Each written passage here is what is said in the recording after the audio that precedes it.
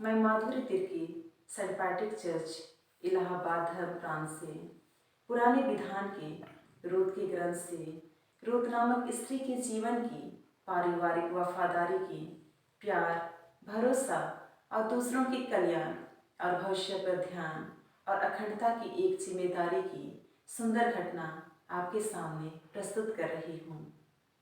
यूदा देश में अकाल पड़ने और भोजन न मिलने के कारण बेतलहम निवासी एलीमेलेक अपनी पत्नी नोमी और 2 पुत्रों के साथ मोआब में आकर बस गए।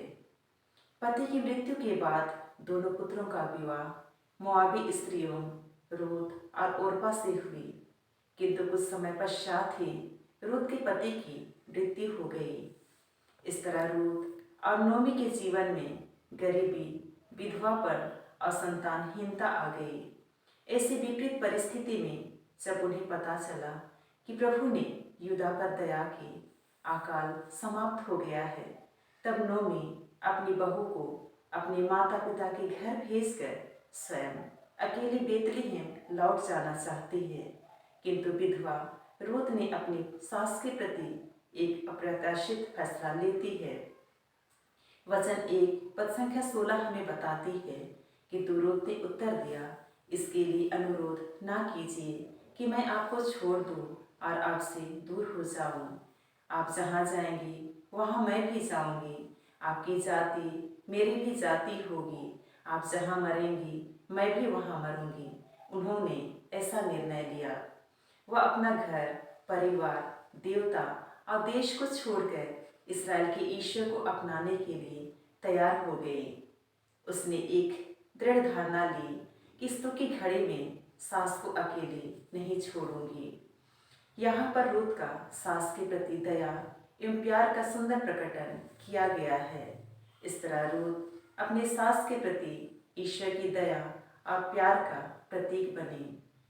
यूदा पहुँचने के बाद रूत ने अपनी सास से आज्ञा मांगी, मुझे खेतों में जाने दीजिए। इस तरह सौभाग्य से वह एलीमेलेक के संबंधी बोअज के खेत में पहुंच जाती है तथा उद्धार पाने के लिए वचन अध्याय 3 पद संख्या 14 हमें बताती है, वह प्रातःकाल तक उसके पांवों के पास पड़ी रही।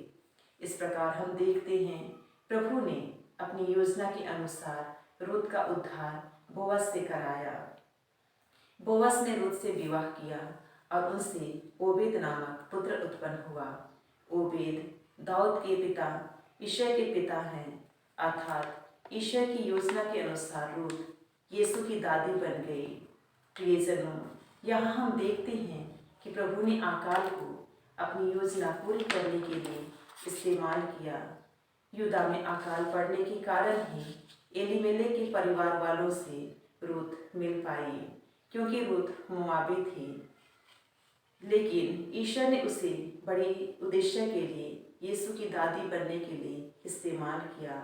आज हमारे लिए एक संदेश है, जिस प्रकार रूत उद्धार पाने के लिए बोअज के पांवों पर पड़ी रही, उसी प्रकार हमें भी उद्धार पाने के लिए प्रभु के पांवों के पास बैठना होगा, आत्मसमर्पण करना होगा।